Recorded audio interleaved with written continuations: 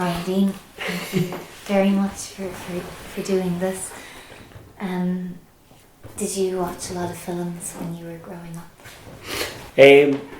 Yes. I was a small bit obsessed, I think, with watching films when I was growing up. I don't know where that came from exactly. I think my dad was always a big fan of sort of escapist cinema. He loved like Sergio Leone's spaghetti westerns and kind of action films, I think, mainly. And I think some of that obviously leaked into me. He was always trying to share films that he thought I would love, even when I was very young. I remember he came back from the States, and because he was away a good bit with work, and he'd seen a film on the plane and he was quite excited about it, and he was telling me, I'd love it, it'd be brilliant. And there was one video library in Cork, I think at the time, which we went to, and he asked the man, did they have it? And it was Beverly Hills Cop, and I think I must have been about 11, so he realised then that maybe it wasn't quite age appropriate at that point. But yeah, I think that definitely had an effect on me. And did you think at that age that it was something you wanted to do, or did you know it was something you could do? I think it was something, God, you just, where I grew up, and even just growing up in Cork, there wasn't a film industry, there wasn't anybody who made films. That was kind of a pie in the sky sort of dream scenario that you could actually make a living. I think the dizzy heights back then were probably, just working in RT or being a part of that sort of world. So I think growing up I never really saw it as a possible career option. I think when I moved into my teens, I definitely became a bit of a cinephile and a bit obsessive about film, and I certainly dreamed of the idea of creating something from nothing, whether it was writing or even possibly directing, but it was always kind of something I didn't think was that attainable, but obviously something I was very much in love with the idea of, if that makes sense. So you did a BA in computer science? I started, so I did computer science and for a couple of years, and was pretty miserable doing it. Something, I think even as a kid I was always kind of interested in computers, and maybe I was a bit naive going into computer science, realising that most of computer science is writing code, and if you don't enjoy that, then you should be doing something else. Well, I think it was the other aspects of it, kind of computer architecture or some of the more creative elements in it that I kind of enjoyed. Well, the coding I didn't, but I sort of stupidly persevered for a few years when I think I should have jumped ship. And then when I did jump ship, I think I just got very, very lucky. I met a lovely woman called Mary McCarthy in the careers office in UCC. And I went and I had a chat with her, and I said, I don't know what I'm doing, but I'm not doing computer science. And at that point my plan was to go, I think, to the World Cup in Japan and South Korea, and that was as far as I was planning ahead. So it wasn't really a strong career move at the time, but I went in and I had a lovely chat with Mary, and she suggested that I do an interests test. So I kind of sat down at a computer for I think about an hour and answered, I think, 200 questions maybe about just about everything that you could ask, and then at the very end it kind of goes back through your questions, and it said, you said this, but yet you said you'd like to write a book, but you said that you also wouldn't like to be a teacher, we'll say, something like that. Things where it saw conflict, maybe not so much that way, but there was definitely things where I was definitive that this was what I liked and this is what I didn't. And then it spat out theatre director, which I just started laughing, and Mary was kind of asking me why that was so funny, and I was like, well, I've never wanted to be a theatre director, but I've always wanted to work in film, and I've always wanted to be a film director. I've always dreamt that was something I'd like to do, and she kind of said, well, you could do that, and that was, I think, maybe the first time someone had said that to me. So she was saying, do you know what, you finished first year in UCC, and computer science is also has subjects that are part of the arts program. And what you could do is you could maybe look at switching from computer science into arts, and then maybe we could look at finding a postgrad in film. So we kind of sat down and we looked at it and we had a chat about it, and I decided that's exactly what I should do. So I had to go through the academic council or something because I needed to get global exemptions to jump from science to the arts department. And that worked out fine. And then when I went to start first year again, I would only have to pay half my fees because I would take my exemptions from computer science, and that would cover half my results for first year. So then I just had to pick 2 subjects, and I would just have exams in those 2. So since I had a bit of time on my hands, I did 3. I did history, philosophy and English for a couple of months. And then I decided, I think that philosophy was for me, and I was always going to do English. So I kind of let history go and I just concentrated on the other 2. So then I just did those 2 subjects all the way through for 3 years. And I took every single film module you could take in either of them, and there was surprisingly a lot of film modules in both of them actually. And philosophy, strangely enough, has had quite an impact, I think, on filmmaking and film theory and stuff like that. So I came out the other end of that, and I went travelling for a year, and then I was planning to apply for some postgrads in the UK, and a new one had just started in Galway, so I applied for that. So that was in the John Huston School of Film as part of NUIG, and they had been running a screenwriting course for a few years, and they were just launching a film production and direction course. So I applied for both, and I was shortlisted and did interviews for both, and I was offered both, and I did the film production and direction for the year, and that sort of copper fastened, I think, what I already knew, that this was the right road for me. And in the philosophy, were there particular philosophers that kind of resonated with you, or? Yeah, absolutely. God, there's so much in philosophy. I mean, I suppose lately it very much came to the fore with stuff like The Matrix. Well, I suppose that's a good few years ago now, but they really explored kind of Western philosophy through film and sci-fi, which was really interesting at the time. For me, one of my favorite philosophers would be Jean-Paul Sartre, and kind of existentialism, and actually that's something that's definitely had an influence on the project I've just started working on at the moment, but also some of my other projects as well. And I think to break that down into its simplest form, it's that there is kind of no God, but that man paints his own portrait by his actions. So his actions are sort of brushstrokes on his canvas, and I think Oscar Wilde then took that to a sort of more extreme with the Portrait of Dorian Gray, where he sort of did that physically as well as sort of metaphorically.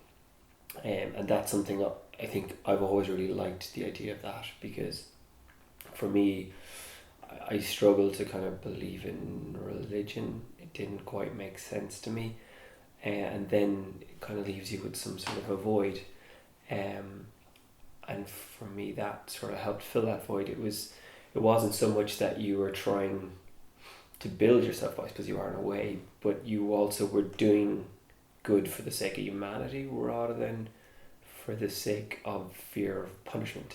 Yeah. Which I always liked. So then your first short, or was it your first short, Without Words? Yeah. How did that come about, and what was the experience of making it? I suppose, well, it started when I was away travelling. I was over in Australia, and one of our kind of friends from college, he took his own life while we were away, and I just couldn't afford to come back for the funeral. So when I did come back, there was kind of a strange gap there, and everybody else had kind of experienced the grieving process maybe of what it was like when Breno had died, and had gone through it, and I sort of felt that I hadn't really been around to contribute to that or to be involved in it, and it made me want to do something or say something about it, and it kind of sparked an idea that I'd like to do something positive about suicide, and about possibly, you know, looking for help or being helpful to someone in some way. But I didn't really have the skill set to do anything at that point. And when I went into my interview for the John Huston School film, it was something I mentioned. They said, "Is there anything that you were interested in making?" And I said, "I'd love to make something about suicide." And then when it came to the final year of projects and everybody was pitching for various things, that was something that I pitched. And I was lucky enough to get a chance to make that film. And I got to work with a lovely writer, Anya Young, on the project, and obviously some wonderful actors as well.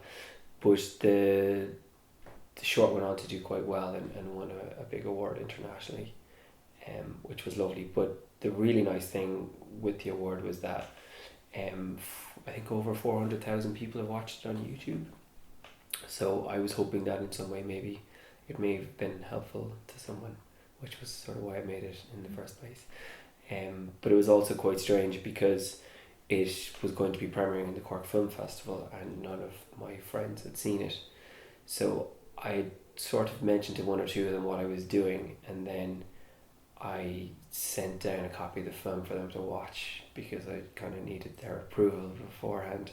And I wasn't there at the time, but apparently, yeah, it was a quite emotive, but good experience for everybody, and they were happy to kind of, to give it their sort of blessing. And then it did premiere in the Cork Film Festival, and I think nearly everybody, all of our friends, were there for it. It was quite emotional even for me, and I had seen it quite a few times, but I even watched it again there recently, and it still certainly has some sort of an impact.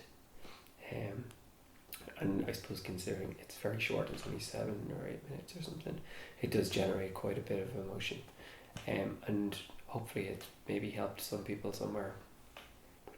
Would be the hope behind it anyway. And like you say, it won an award at Cannes, didn't it? Yeah, so Spike Lee started a film festival with this company called Babelgum, which were trying to create a new sort of online portal. I think they may have been slightly ahead of their time, but yeah, so the awards ceremony and everything was in Cannes during the Cannes Film Festival. So it was a strange process because there was obviously thousands of films submitted, and then there was a voting system. So I ended up having to torment a number of my friends to vote, and that got you into the top. I think if you're in the top 10, that put you through then, and then a panel picked 3 from the 10. So I got to the 10, and then that was cut down to 3, and then Spike Lee watched the 3 in each of the sections, and he kind of picked his winners. And then we were flown out to Cannes for the film festival, and we got to hang out for a few days and just meet some of the people over there, and we had kind of a swanky award ceremony, and I got to hang out with Spike Lee for a bit, so that was really nice. He had some lovely words to say about the film. He was a very kind of intense but very giving and lovely man. And was it like so early on, was that kind of vote of confidence just hugely helpful in terms of you? Yeah, no, it was. I think I knew that I had made something special by the time even we'd finished. We were finishing the edit, but I naively didn't really know much about festivals, and the college really didn't know either. They weren't that helpful because it was the first year of the course, so they weren't sure how the festival run worked, other than you submitted to Galway and you submitted to Cork, but other than that, internationally they didn't really know. They weren't very helpful or supportive, and I didn't really know what I was doing, so I was kind of winging it. So I was lucky that I landed on this festival and it ended up winning at it, but because it then became available online, that meant it couldn't go to any other festivals, which in hindsight, I probably would have learned more if I'd been in more festivals at that point. But to win an award was amazing, and I kind of in my head presumed that this would be the start of more things I would be making over the next few years, and it wasn't really. I thought it would open doors and things, so I applied for funding with Filmbase and with the film board. Actually, it was quite frustrating because that was the first year the film board had a theme for their shorts the year after I won the award for Without Words, and they picked the one thing I don't particularly have a big grow for, which is musicals. So I suddenly had the kind of best funding opportunity available to me was to make films I didn't particularly like. So I actually came up with a good idea, which was kind of like an anti-musical, and a friend of mine who's very good singer-songwriter, we kind of sat down and looked at it musically as well, and we kind of came up with, I thought was quite original idea, where it was about, I think it was about this sort of Dublin gangster scumbag type character who wakes up in the west of Ireland in the musical, and he's trying to escape and isn't really interacting with everybody else, but he's being stalked by someone, and the whole idea is at the end that he's actually died and he's gone to hell, and this is his hell. But I think where I naively probably went wrong on that as well, there was a lot of naivety going on, is we had kind of rewritten the words to lots of different musicals and kind of had nods to different ones where I'm pretty sure we wouldn't have had the rights, which is maybe where that application fell down. And I had another application with another girl who was in Houston with me as well, that I put in that one as well.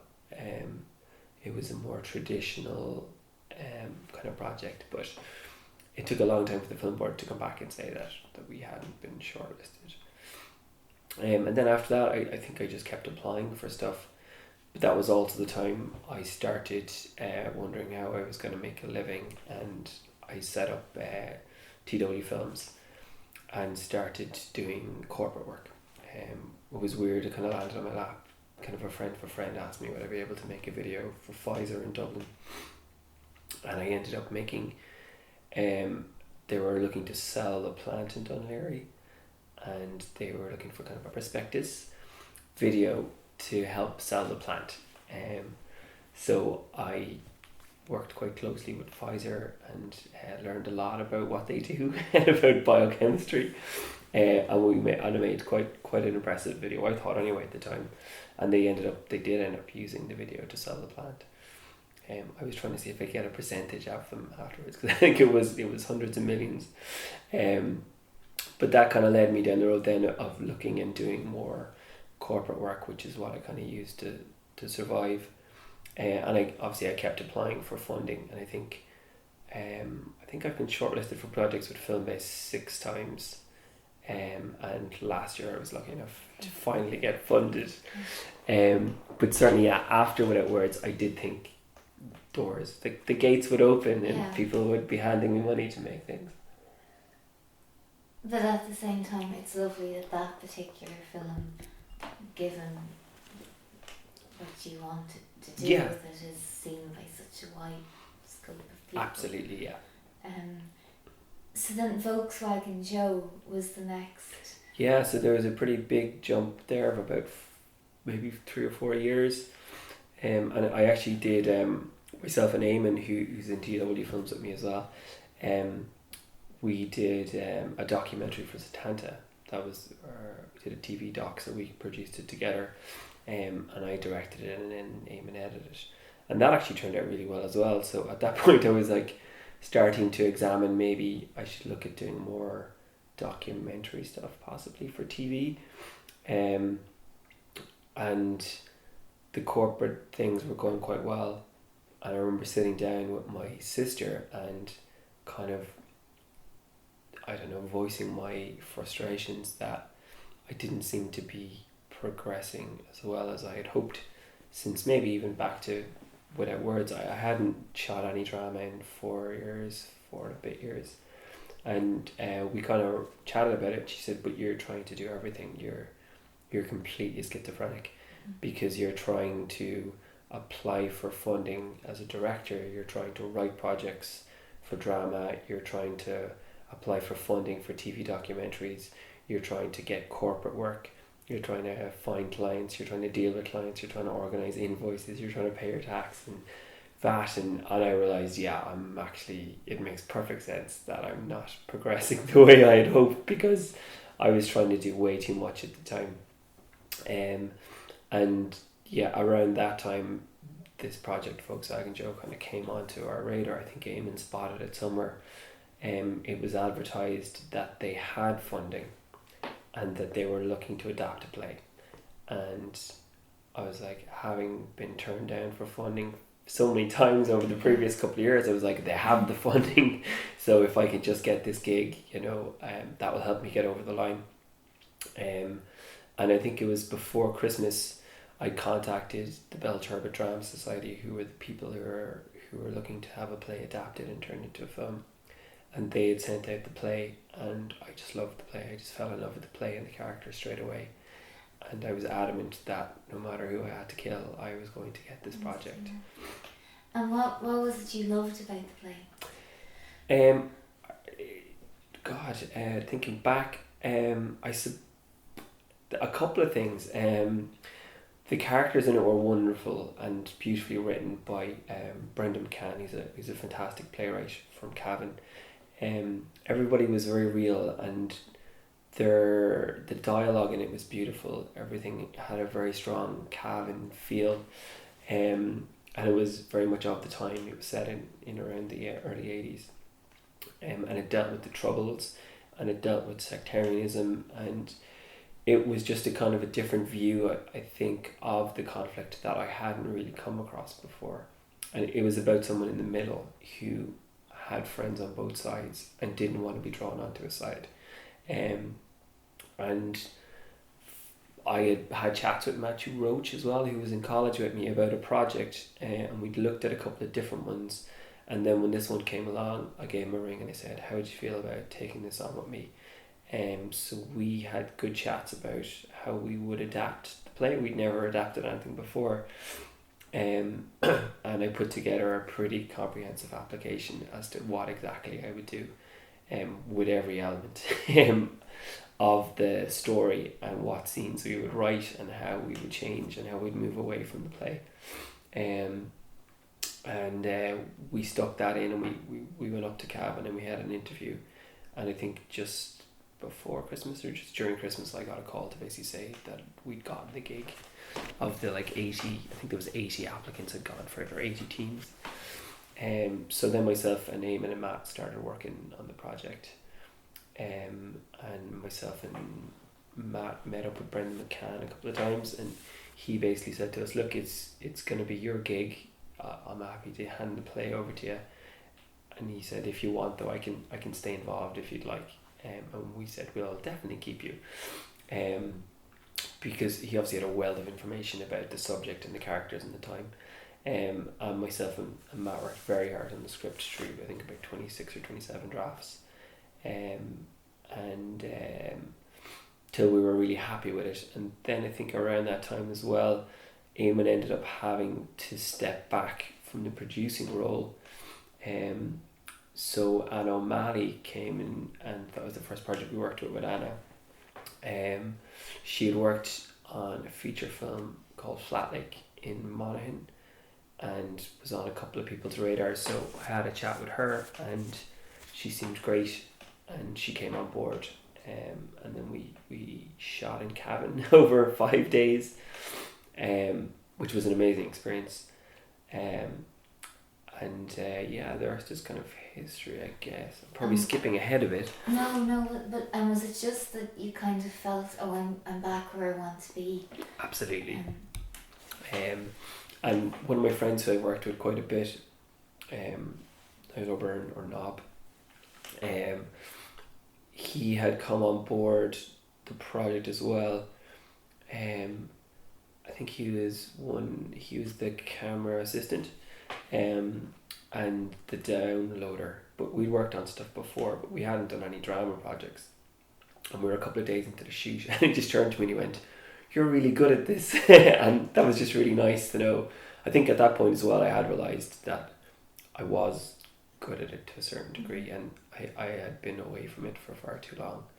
And my prep, I had done a huge amount of prep for it, so I did really, really enjoy the experience. It was stressful and it was tough, but we had such wonderful actors and a wonderful team behind the project, and we were shooting in Cavan on location in some of these beautiful locations, and it was just a really ambitious project, and I could feel it like as the week went on that it was really coming together, and it was going to be something special, I think. When what do you think, I'm kind of jumping in, but what in terms of directing, what do you think makes you good at it, or what are your strengths, or I suppose there's definitely a few different attributes that you need to have. You need to be pretty open as regards to where ideas come from, and I think whoever you create an environment where everybody feels that they can contribute, I think is a really important thing. To have a strong visual idea of what it is you want to shoot, and that represents the story that you're trying to tell, I think is probably one of my strongest attributes, that I tend to map the visuals very closely around the drama, and I do think about things very visually. And then I work very well with writers, and I have a very good relationship with Matt, so we worked very closely on the script, and obviously Eamon and Anna as well were involved, but I think you just need a good collaborative spirit, and you need to be able to answer pretty much any question that anyone asks you when you're about the project. And I think it's just about having more knowledge about your film than anybody else. Those will all be important things. And then from working with actors, I think it's about being whatever sort of director they need you to be, because I think all actors work slightly differently, and some you just need to be adaptable. I think certainly Stuart was very cerebral with how he approached things. He liked to do a lot of prep himself, so we had a lot of chats beforehand about the kind of nuts and bolts of his character and the environment and the time, and I was lucky enough to do quite a bit of what I would say is rehearsals, but probably more prep with the actors, and we got to play around and try a few things, and it was great to figure out problems that I knew I'd need to fix, if that made sense. Like there's one scene in Volkswagen Joe that's massive. I think when we were shooting, we were calling it the Monster, because it's got 4 characters, and it's set in the garage. It's got lots of different points of view. There's action, and then 2 of the characters split off into another part of the garage, and it was just a tricky scene. And I remember when we rehearsed it, we actually did a run through of it in the kind of rehearsal process, and I remember going, yes, there's clearly something seriously not working, but it wasn't that I had a plan at the time. I just said, let's have a look at it and see where it goes.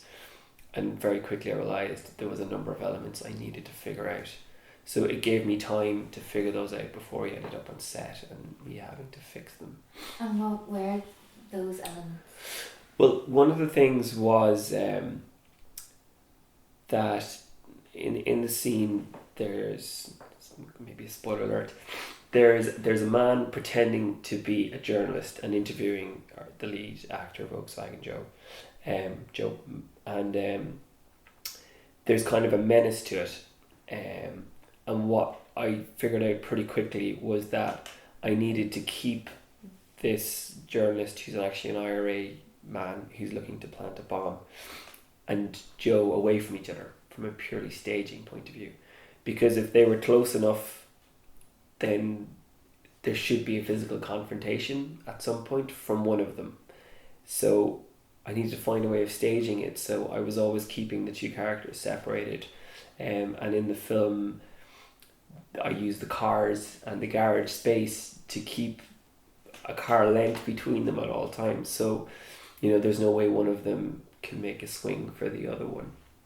And that actually worked really well. And then I was lucky enough as well to it's amazing what you can come up with even in the morning when you're having breakfast or at lunch. If you're sitting with your crew, or you're sitting with your actors and you're having chats. And I remember myself and Stuart are having chats about the staging of the scene after that, where there is a bomb planted in one of the cars. Excuse me. And I think the way it was written was that he was working away at a workbench, and I remember I was chatting about him. We're like, that's madness. There's a bomb in a car in his garage and he's ignoring it.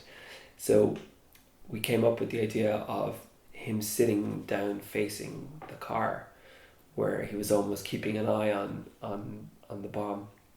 And the scene before that, as soon as he realizes that there is now something incredibly dangerous in his garage that he doesn't know if he can touch it or not, his first instinct was to get Madge out of the garage. So those are kind of two things that I think just the morning of, while chatting, we came up with sort of new versions of those scenes and new ways to stage them. So I think that ties into the collaborative thing as well, that if you're too close-minded about how you want to shoot scenes and how you want to stage scenes, you'll just miss out on opportunities to make the film better. And I think that goes through every department, whether it's costume or production design, or especially working with your director of photography. You want somebody who can take your ideas and make them better, or you have a nice back and forth where you both push each other to come up with better ideas. So that's a very long answer to quite a succinct question. No, so kind of in preparation, if you like, with your actors. Yeah. What sort of questions are you asking, or what is the nature of those conversations? Is it all to do with? It depends. I suppose it depends on the project, and depends on the age group of the act. I mean, on Céad Ghrá, I was working with Brandon, Tyke and Zena, who are all around 12 or younger at the time. So working with them was obviously different to working with adults, and it was trying to find points of reference for them, to help them get into a place where they were enjoying it and playing with the subject matter, and they weren't overthinking, because I think when you're that young, if you're using that part of your brain too much, the analytical side, it comes across in performances. Well, that's one of the things that amazes me about actors, is the ability to use those two parts of their brain simultaneously, where they're completely engaged on an emotive level, and yet they're still hitting marks and working the light and have learned off the lines. And I think the more you can get that stuff out of the way and help actors stay in the kind of more creative, emotive side of their brain, the better. And to not get too upset if for the sake of audio people talk over each other a little bit, or if people miss their mark ever so slightly. Like, sometimes you need to give people leeway from a performance point of view, even if it means that technically it's not perfect, because sometimes those imperfections can be what make things work. But one of the things that I would always like to do in the sort of preparation process. Besides sit down and meet, I try to meet all the actors kind of separately if I can, depending on how much time a week, can have lots of chats. But then bring actors and put them in the room together, and we might ad-lib some scenes, or come up with scenes that aren't in the play or in the film that might happen just before or just after, to help them and to help me get into kind of the right headspace for what we're going to shoot. And then I do like to do a little bit of staging at that point as well, just to get an idea of what works and what doesn't work. But generally it's good to not do too much, because I think if you over rehearse a scene, you end up sort of sucking the life out of it a little bit. And I think for the actors it's quite hard, because they're probably in some way tied to a rehearsal performance that was really good, that they're trying to recreate, rather than discovering the scene for the first time. And it definitely happened in Volkswagen Joe, where we had used one of the scenes from the film for the auditions, and we'd auditioned quite extensively, and I played around with that scene quite a bit with Matt and Janet, and when we went to shoot it on the day, it didn't work because we'd made changes to it later on, and I think I just overplayed with it, and I'd let the actors spend too much time working on it as well, and everybody was very much in their own head, far too much, I think. So I think we sort of took a break for a minute and we stepped away from it, and I actually came across something another director said. I'm not sure who it was, but he said a really good idea when that happens is to, just get a ball and just get the two actors and get them off the set and get them just throwing the ball to one another, just to get out of the headspace that they've gotten themselves into, and then just bring them back and let the scene play out. And I think we kind of did that to a certain degree. We were trying to force it, and then we stepped back and kind of broke it down to its basics, and it worked quite well. But I definitely learned a lesson that doing too much work in a scene can have a very negative impact, I think. You mentioned you like actors with a physical duality. Yeah. What does that mean? I suppose most actors are chameleons to a certain degree, but I love, and I suppose actors love it as well, to do something quite transformative, where you can sort of really get across two sides to a personality, and maybe even back that up physically as well.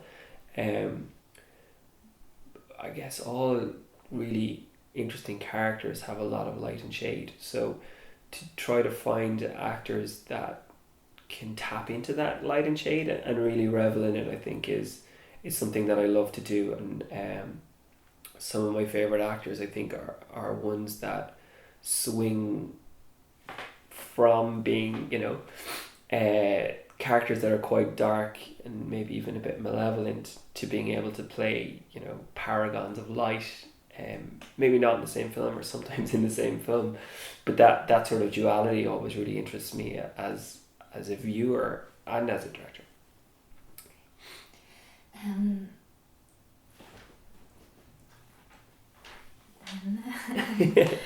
You've answered, it's great because you've answered like 10 questions. Skip ahead. Céad Ghrá, where did the idea for that come from? So myself and Matt we were just in the process of finishing. Well, myself and Matt had finished working on Volkswagen Joe, and myself, Eamon and Anna were in the process of finishing it off.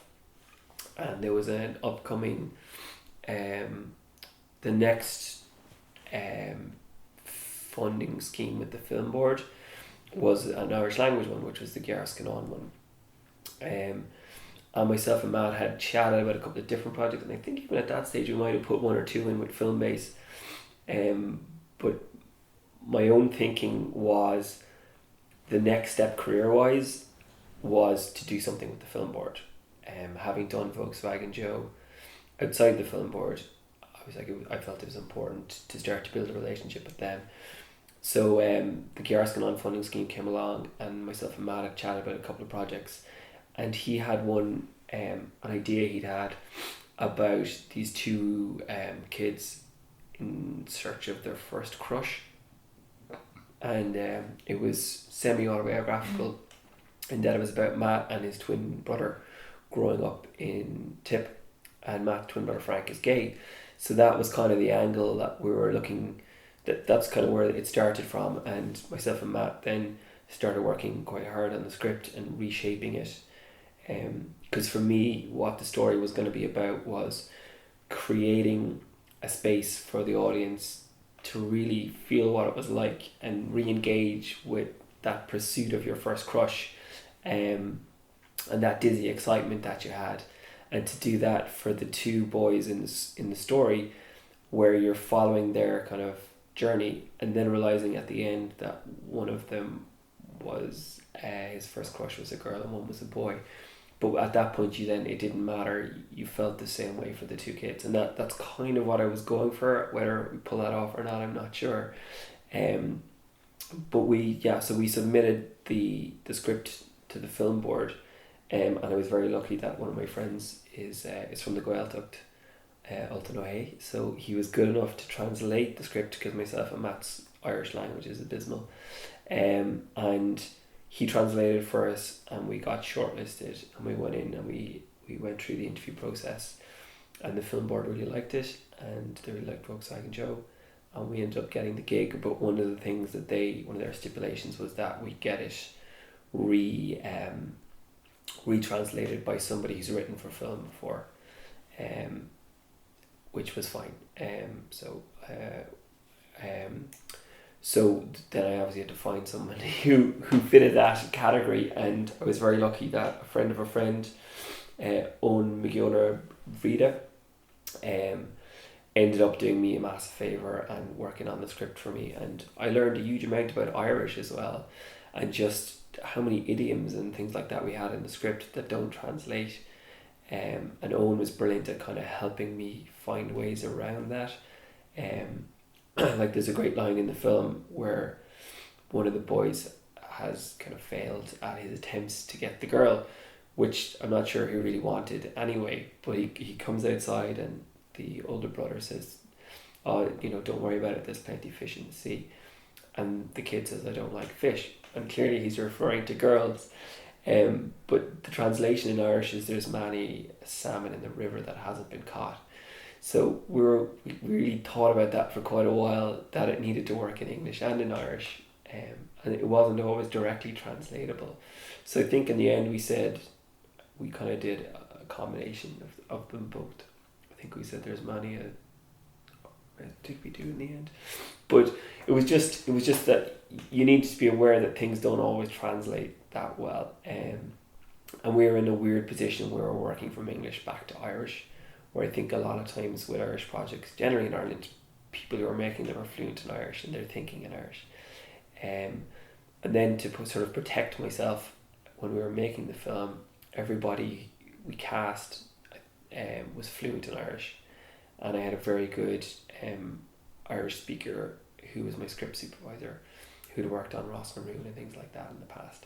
So I was quite well protected, I think anyway, and even though I knew what everybody was saying, it is very tricky to direct in a language that you don't speak fluently, because even in the edit I figured out in a couple of places the sort of intonation or even the emphasis was on slightly the wrong word, but there were only really small things, but it did actually give myself and Eamon a really interesting opportunity as well, because we cut the film just visually. We got the film not exactly knowing what everybody was saying originally, or their first cut, and then when we subtitled it, we discovered that we'd actually missed a couple of lines, but we'd also accentuated some of the comedy in a way that we may have missed if we were just looking at it purely from a language point of view.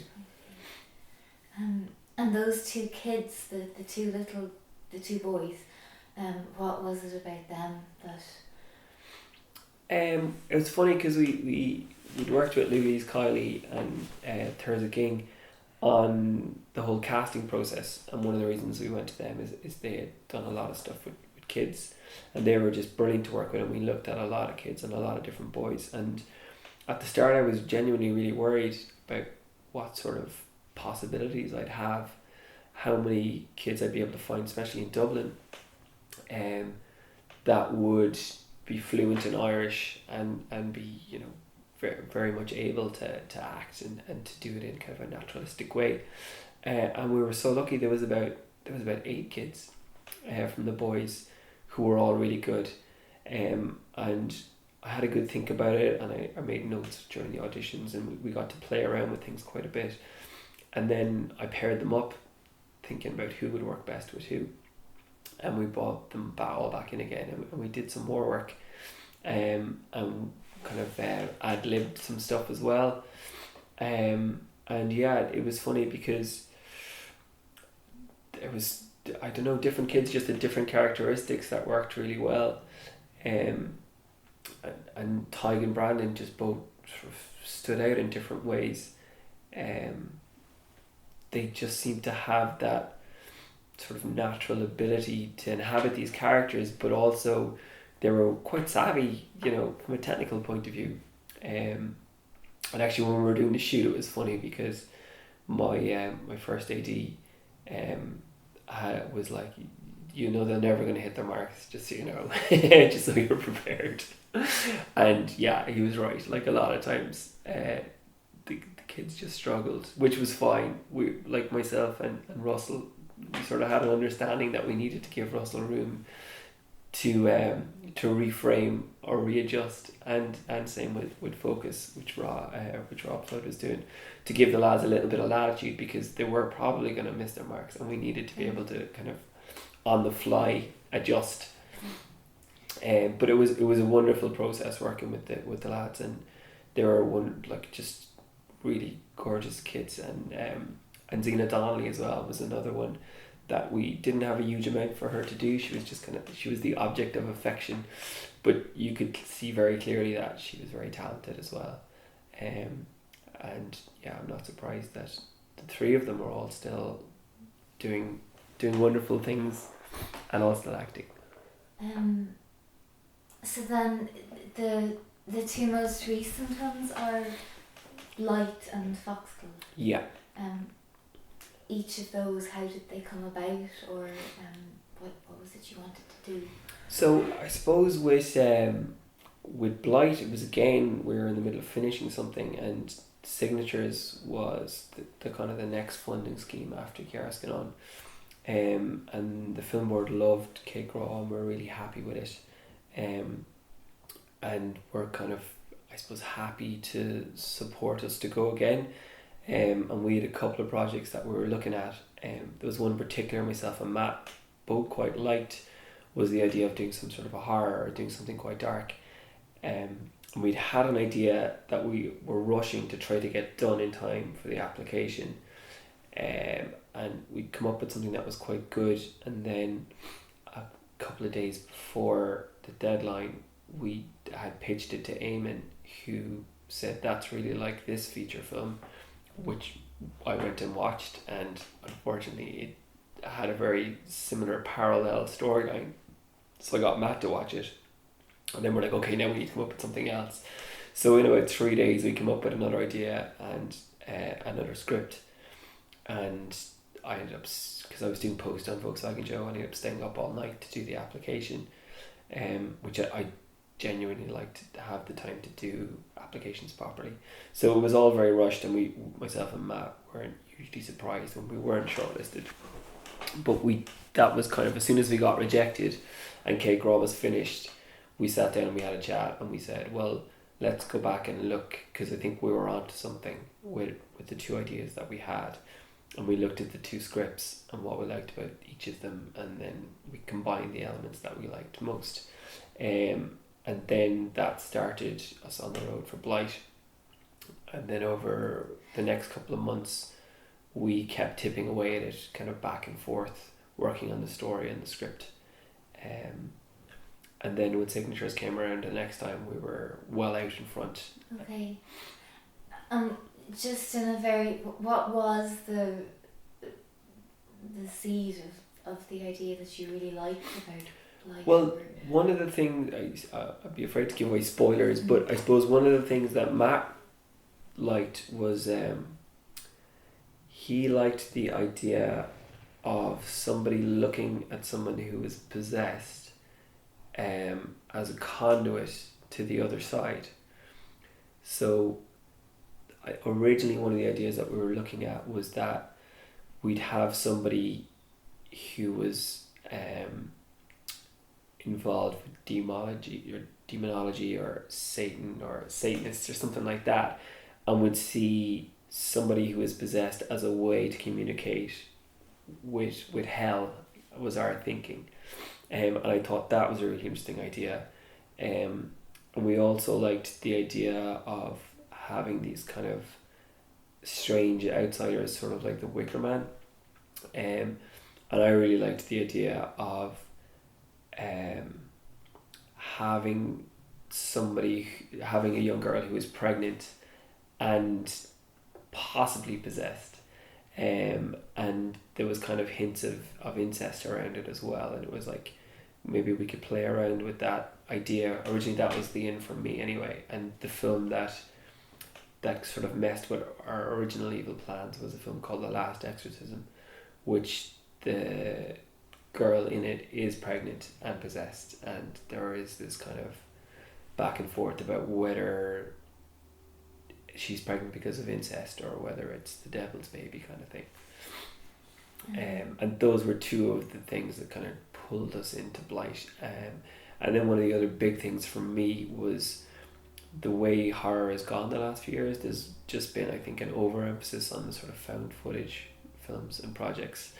You know, they're still quite effective, but for me, I always loved the old school horror, The Shining, Rosemary's Baby, The Exorcist, The Omen. They were the things that I wanted to kind of get back to. So Blight gave us an opportunity to write something, but also for me to shoot something in a way that sort of celebrated those films and was kind of a slightly modern hint, stylistically, but generally we stuck to kind of the rules. Myself and Russell Gleason worked quite hard to come up with a plan, shooting anamorphic lenses, the way it was lit, the way the camera moves. There was nothing ever going to be handheld. There was no steady cam shots. Everything was always going to be on tracks, or it was going to be locked off. And it was tricky because, especially for action sequences, it's much easier to shoot action sequences handheld than it is to shoot them static. Why is that? Is that because it's just there is a reason. There's a couple of reasons. One is if you're doing any sort of effect shots, if you're shooting handheld, generally you move on and off the effect shot quite quickly. You can create energy much faster by shooting handheld. There is, if you go into film theory and you break down scenes and film into core elements of lines, we'll say. So the majority of films, you're going to end up with, within your frame, you're going to end up with horizontal and vertical lines. And generally, for some reason, horizontal lines are the least dynamic, and then vertical, and then the most dynamic are diagonal. And if you transition between something that's got a lot of vertical lines, and then horizontal lines, and then diagonal lines, you build quite a visual dynamic. And if you look at something like Touch of Evil, it's just that film is a masterclass in how you go about doing that. And if you're shooting something handheld, if you think about the horizon at the bottom of the frame, it's horizontal, but as the camera shifts, that horizontal becomes diagonal as the camera moves, and it just builds a dynamic energy straight away, that can help build tension or emotion or just excitement on a subconscious level as well as a conscious level. So when you do shoot handheld, it does make creating that energy easier, I think. But yeah, so I decided, and that I was going to shoot it as if we were shooting Rosemary's Baby or something like that. And it was brilliant. It was a really good exercise. And the only cheat that we did have is that we used a tilt and shift lens. Actually, it's a system called a Lens Baby, and that allows us to mess with the focus.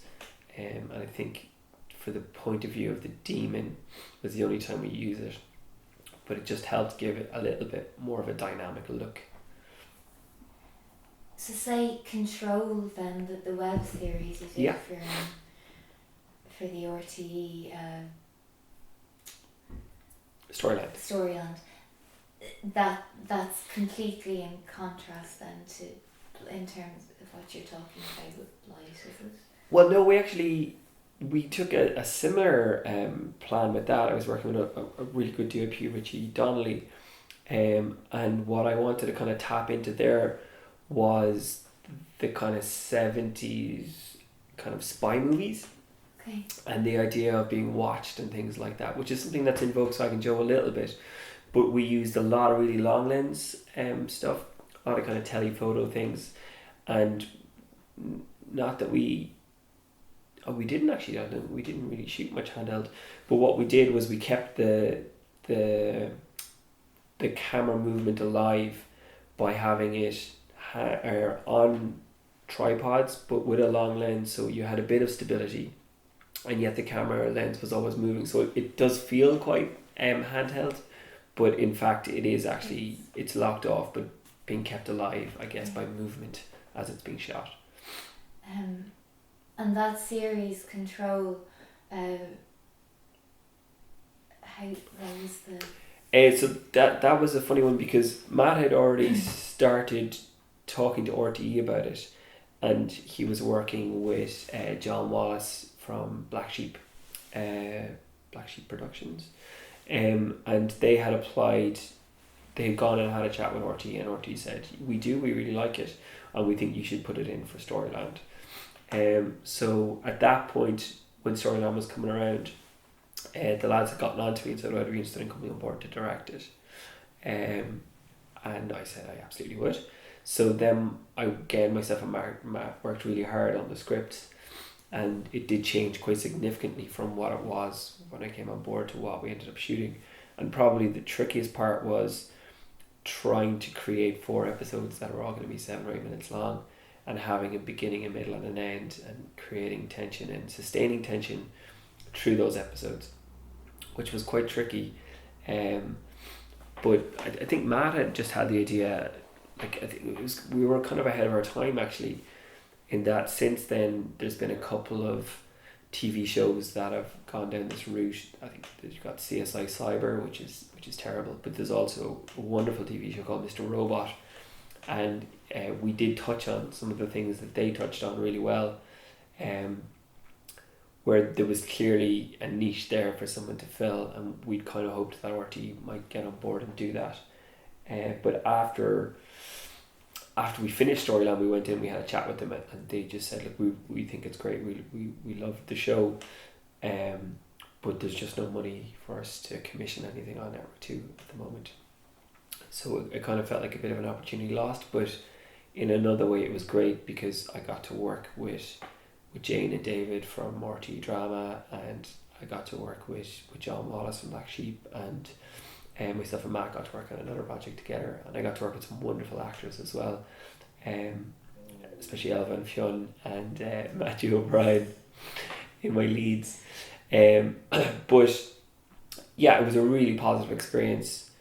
It's a bit strange though, because my company didn't produce it, so once it was finished, it kind of didn't really go anywhere after that, I guess.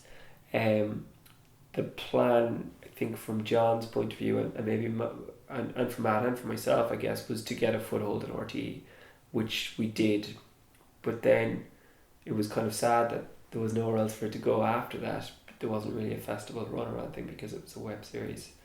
And everybody worked so hard for it, and I was really happy with how it turned out, especially like even the post, because we'd done a lot of effect stuff, so I would have loved for more people to have seen it, but it was a great experience, and it was the first time I've done proper kind of multicam shooting as well, which is how TV works. You know, you're always shooting 2 cameras or 3 cameras.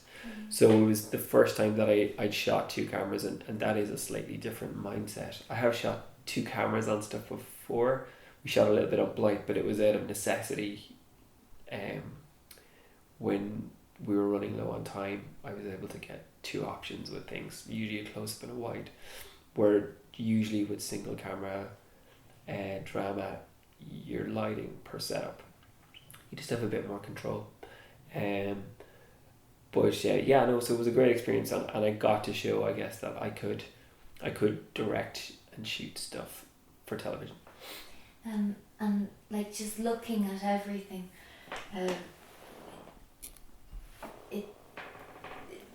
each piece of work is so different. Yeah. Is that kind of diversity across genre something that you actively seek out? I think so. I like the idea.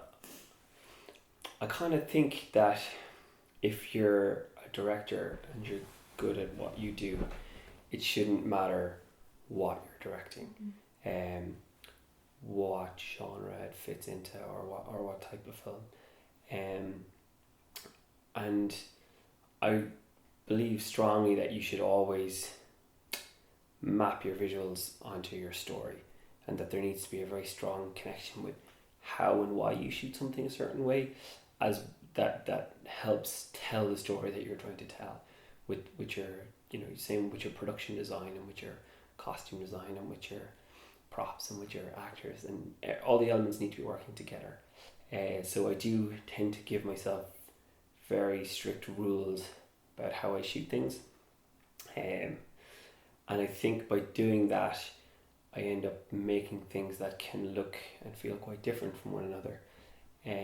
But whenever I do that, I feel I learn a huge amount, and I'm always desperate to keep learning and improving. And I think the more I push myself outside of that comfort zone and, you know, put certain limitations and strict rules about things, you're forced to kind of be more creative and to think outside the box.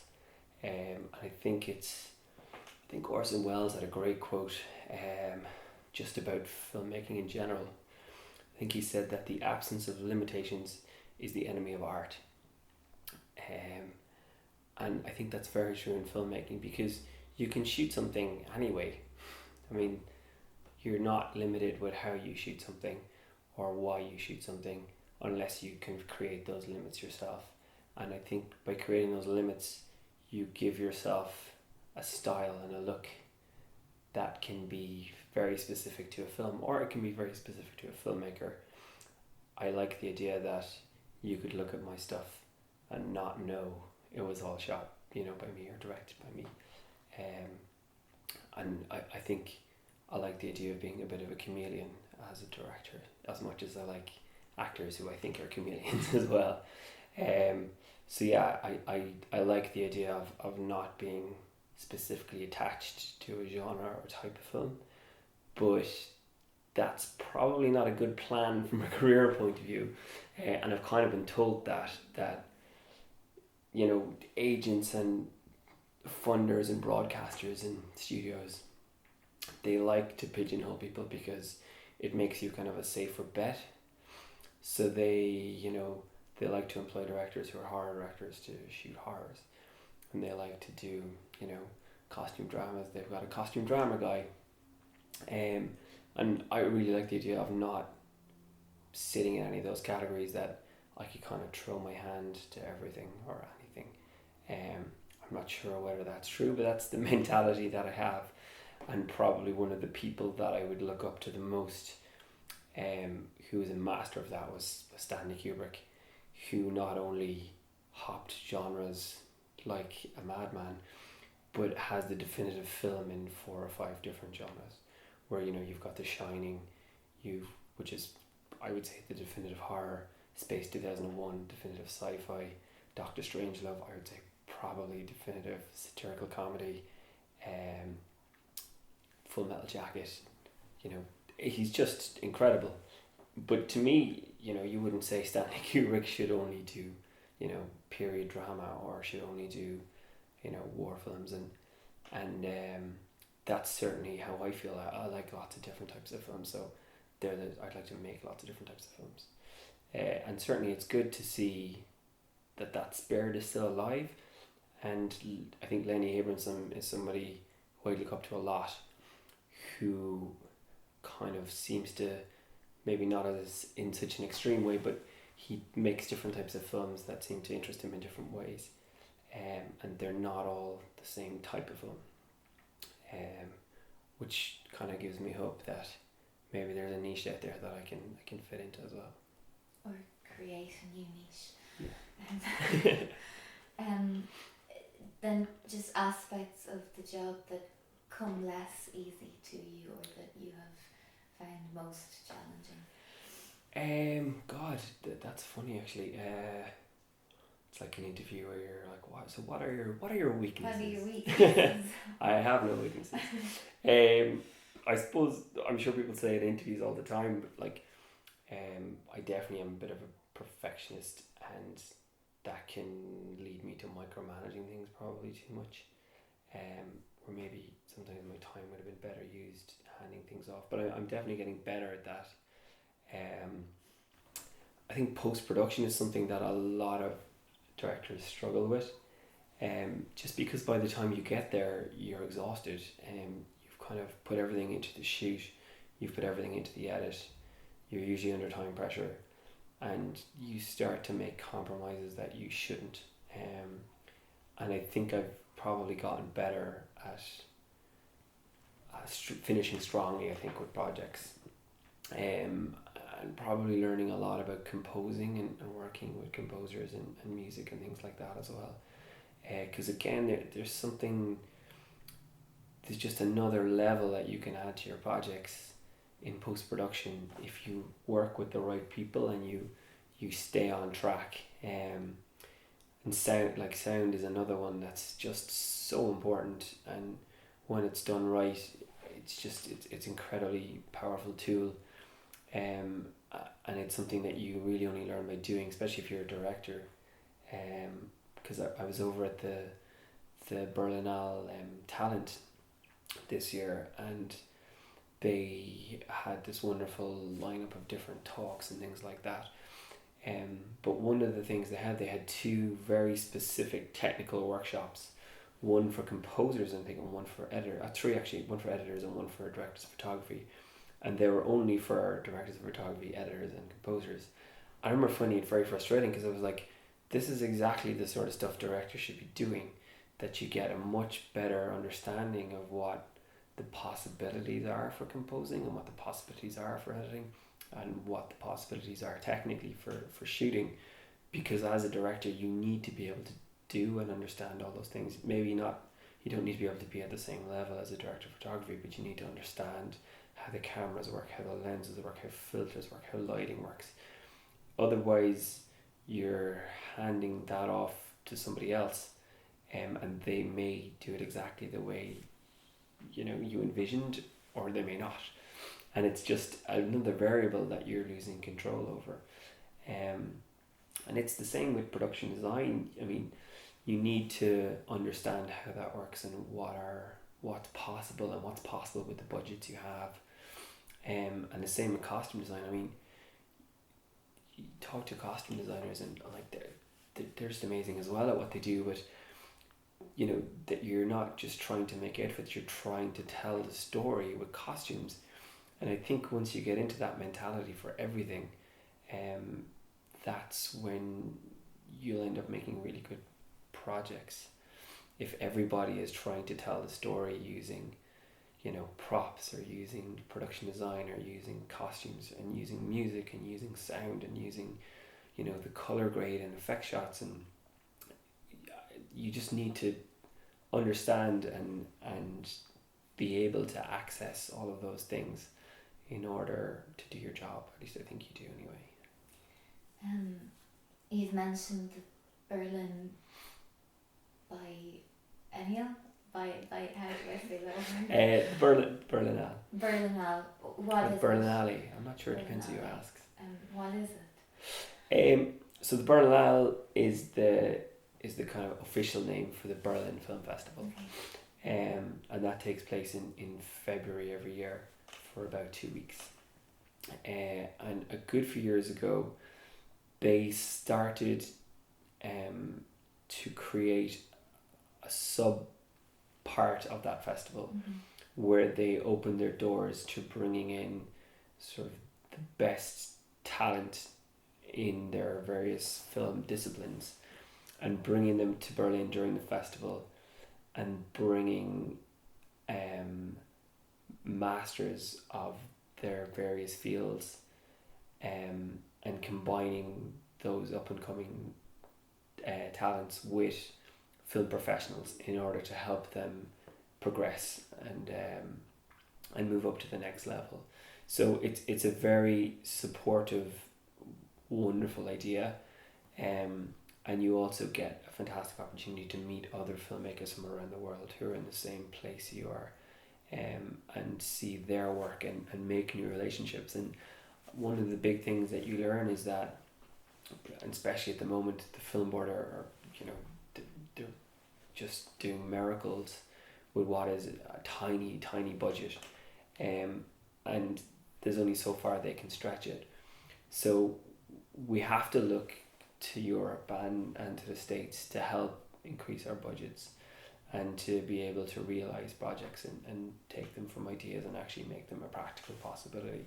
So Europe is just this amazing place where there's so many different countries and there's different film boards and regional film boards, and there's just loads of creative, amazing people there. So the Berlin Elm, it's the same with Cannes or with Venice or San Sebastian. Like, it's just an opportunity to meet really, really amazing filmmakers and build potentially new collaborative relationships. And I've been very lucky that I met some amazing people in Berlin, and I've already started work on what will hopefully be my first feature film with a writer from Poland, Victor, and we've just tentatively put in our first application for funding with the Polish Film Institute, and I'm hoping to apply with the Irish Film Board for development funding to write the script with Victor.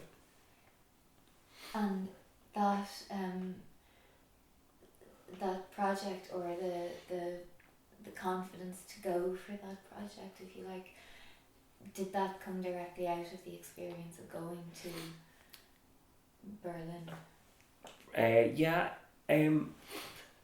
I suppose in a way it definitely opens your eyes to what's going on in Europe, and you do realise that there is a lot more money and there's a lot of very good support in Europe for filmmakers, and you just need to tap into it because it can be hugely beneficial. So yeah, I would say that, like, when I was at Berlin, I was chatting to Callie McGuinness, who's the lead programmer for shorts for Toronto, and she also does docs for short docs for Hot Docs and for Sundance, and we were chatting, and she was saying that the Toronto Film Festival was looking to create something like the Berlin Talent or the Berlinale Talent, and they were looking to build a new sort of talent scheme that they would support. And she turned to me and she said, "But sure, there's no point in you doing it because you've already got into the most prestigious talent program in the world." And I was kind of going, I didn't realize that's what this was. I was like, this is amazing, I get to go to Berlin. So even while I was there, I was figuring out what it was I was lucky enough to be a part of. And one of the really nice things about it is that it doesn't end once you leave or once you finish your week and a bit there. The festival continues to support you as a filmmaker, and even next year, myself and Victor are hoping to go back with the project that we're working on at the moment. We're going to apply for what's called a script station, which is an intensive sort of week of workshopping your script with script editors, and there's also a co-production market specifically for people who've come through the talent system, and you're also now part of a database of amazing filmmakers, actors, technicians who are all Berlinale alumni, and there's a portal through the Berlinale Talent website where you can contact all of these people. So if you are looking to make connections in different countries, you've got a nice little avenue to take your first steps. You can contact people from different countries who've been alumni and ask them just questions about working with people. One of the really nice things somebody said to me at the festival when we were chatting about working with different people and working with sales agents and things like that, and she said that every time you meet someone you start to write the book about who they are, and she actually means physically that you take their card and you put it in a book and you make notes about kind of who they are, and you start to do a bit of research because you're going to be building relationships with people and you want to try your best to safeguard yourself about making mistakes.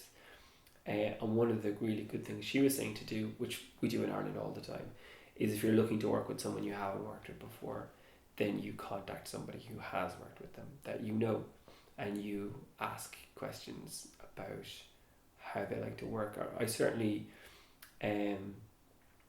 I would definitely do it with crew and things like that. If there's someone I haven't worked with before, if there's somebody I can check in with to see how they work, or if there was any sort of backstory I should be aware of. And you can kind of do the same with the connections that I've been lucky to make in Berlinale. So if we'd say I was looking to work with a company from Finland on a co-production, I have 3 or 4 people in Finland who work in different areas of the industry who I could ring and say, have you worked with these guys before?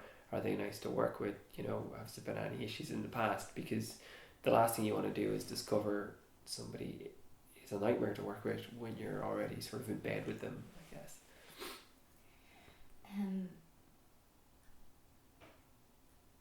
So what was it does sound amazing, but for you, what was the most, what did you gain most from being there, or what did you take away? Or it's funny because about 3 or 4 days into it, I was going to see as many talks as possible, and I was trying to meet as many people as possible, and I was looking around and I was kind of going, are the other people doing this better than I am? Are they doing a better job of being part of this program and getting more out of it? But then just over a couple of days, everything kind of changed. I just suddenly started meeting people that could potentially be, you know, collaborators on future projects, and I was lucky enough to meet up with Victor, and we chatted about a few different projects and about his projects and stuff I'd done in the past. And I met a wonderful director from the States who's Irish, who's looking to possibly shoot some stuff in Ireland. I met a fantastic Swiss producer that we're chatting to about doing an Irish-Swiss co-production. It was just suddenly it all kind of kicked off, and then I got to meet some really good people from the industry as well. Even just briefly, I met some very good DOPs, and I met a couple of good directors that I'm quite impressed with. And I think probably the biggest benefit to it is it sounds sort of crass when you say it, but it is the kind of the networking. It's just the people that you meet, and the possibility of what those relationships could end up being. I wasn't kind of going there with a specific agenda, although when I did go there I didn't have a project, and now I do. So I suppose I was looking to see I was very much open to see what I could get out, what I could get out of it, or what come about from it. But really I just wanted to go and enjoy it and just learn as much as possible and meet as many people as possible, because I think I'm a very curious person anyway. So just the opportunity to talk to a couple of hundred people over a few days, like even just going for breakfast in the morning, we always had breakfast was in the same room, and you just arrive and you'd sit down with someone and you'd have a chat. And they could be, you know, an Israeli director or a Finnish composer or, you know, a British DOP, and you just learn from all of them something about them and about how they work and what they do. And the jump then, or is it a jump from working on shorts to going to a feature? Has that felt quite natural, or? It's funny because I think mentally before Volkswagen Joe I thought there was a big jump. But after doing Volkswagen Joe, which ended up being 30 minutes long, and very much feeling and looking like a feature film, I don't think there is really. It's more a stamina thing, and just there's just more planning. But considering how much work I put into short films, I could just as easily be putting that work into features, I think. And a couple of people have said that to me, that you should be looking at features because you're killing yourself to make shorts, which are really good. But from a progression point of view and from a financial point of view, you're probably better off stepping up sooner rather than later. But I kind of had a progression in my head that I think has worked out quite well, which was make a short film, which was Volkswagen Joe, then make a film board short film, which I did, then make a film board signature short film, which I did. I also got to make a web series on RTE, and then I got to finally make a film base and RTE short film as well. So I do feel I'm more than ready to step up to making a feature. So I don't think there's a big transition there. I think it's generally the same. It's the same thing. You're going to be working the same way. You just have to be aware that it's going to take longer to shoot and it'll involve more prep. All of your work so far has won awards, which is lovely. But the practical value of winning awards? It's always good to get recognition for what you do. Mm-hmm. And weirdly, what I normally feel my first instinctual sort of reaction anytime I've won an award is relief. Maybe it changes after you've picked up a couple of awards for a project, but because you've put so much work into it, you've sacrificed so much to make it, and the people around you have sacrificed so much and put so much work into it. Like, Blight was just such a massive undertaking, especially. We stretched our budget like a water balloon. Anna and Eamon pulled off miracles in order to get all the things that I was looking for to do, and we had such a great team of crew and cast who all really worked so hard, and they approached it as if it was a feature film, and to just have their work validated as much as mine, it just really was a relief that that they would gain something out of it as much as I would, and that that we had made something that was kind of worthy, I suppose. But practically they're I suppose, oh God, I'm not sure how useful they are. It's good to have awards and to be able to say stuff like it's an award-winning short film or a multi-award-winning short film is always helpful. But I think your films you never know how well your film is going to do, I guess. Filmmaking and film viewing is very subjective, and what juries are looking for depends on the festival. So you just don't know if something is going to win as many awards, or it's going to win awards that you think it will, or it could be ignored altogether. So I think you need to be a bit grounded about it, and be making the project for the project's sake. And usually what I find frustrating is when it doesn't get into as many festivals as I would like, because as a filmmaker you just want people to see the work. And you ran into that difficulty with Volkswagen Joe because of the length. Yeah. And yet it couldn't have been shorter, really. No, and it's funny because I don't really find it. I'm never frustrated with the film.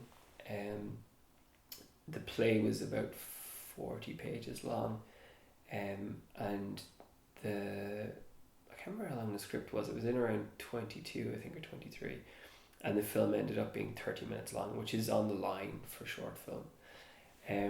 So yeah, I discovered, talking to festivals that we'd gotten into and talking to some that we didn't, and getting a bit of feedback that selectors were picking it and programmers were axing it, because they couldn't put it in a shorts program. If a shorts program is 60 or 70 minutes long and it's 30 minutes, it could be 3 or 4 films instead of 6 or 7. So I just, that's something we just had to accept. There was nothing you could do about it, and even now people say, could you not have made it 15 minutes long, and it probably would have done really well. And I was like, I think the most I could probably take out of it still is only about a minute or two. So I mean, 30 minutes and 28 minutes is exactly the same. So I do totally agree that the film needed to be the length it was. And the most common complaint of people who saw it was that it was 60 minutes too short. So that's a lovely thing for people to say, that they just felt completely absorbed by the story, and it was of a length where they were completely engrossed, and then unfortunately it ends where they'd like to have stayed watching it for another hour or half. And have you learned that your work has a more natural home in certain festivals?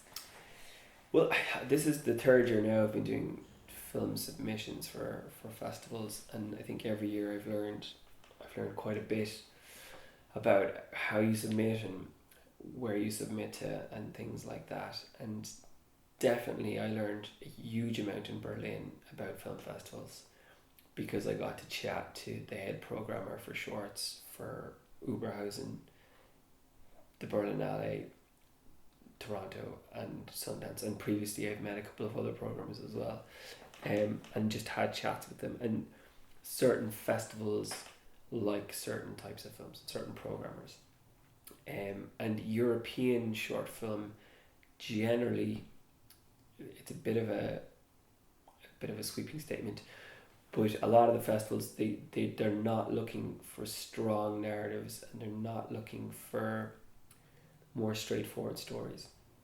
A lot of times they're looking for projects that border on experimental or quite abstract, and don't necessarily have to have a strong narrative. And they're looking for projects that are playful and experimental, and not governed by any strong rules about story and characters and things like that. And the problem is that you're just throwing away money sending your film to festivals where it doesn't belong. And sometimes it's very hard, because you're like, oh, this festival's very prestigious, it'd be great to get in, but you've never been to the festival, you don't know anyone who's been to the festival, and you may not have seen any films that have screened there. So how are you supposed to know that your film doesn't fit? And I did get to go see a good few of the shorts programs in Berlin, and nothing I've ever made would fit in any of those short screenings, which was great, because I was like, there's no point in pursuing that.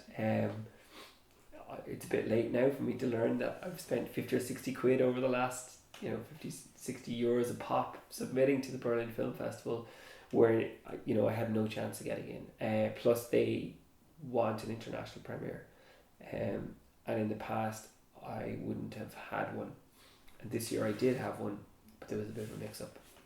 But it wouldn't have mattered. I just don't think Blight fitted in Berlin, and that was something that was quite good to learn. It was a bit late, and it would be the same with something like Oberhausen. And I think maybe that's something the film board should look at, is that Irish films tend to do very well in Europe, and very well in North America.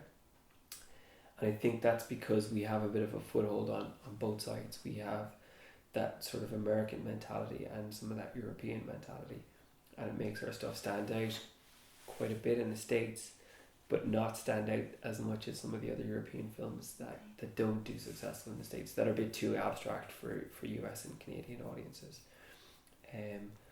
So yeah, I think it is very much about knowing where your film belongs, and that's a really good lesson to have as I'm embarking on what will be my first feature film, and TW Films is in the process of working on its first feature film, which won't be mine, which is a film called Highway that we're looking to make with Alex McGuinness. And it's about realising what the opportunities are for that film, and where it would be best to premiere it in Europe and in the States, and what festivals does it fit, And that's something people think about a lot with feature films, and I just think that mentality needs to shift into short film as well, Okay. where you look at where you should have your international premiere and where your film probably belongs, as opposed to trying to force a circle or peg into a square hole. Turning points, significant turning points along the way.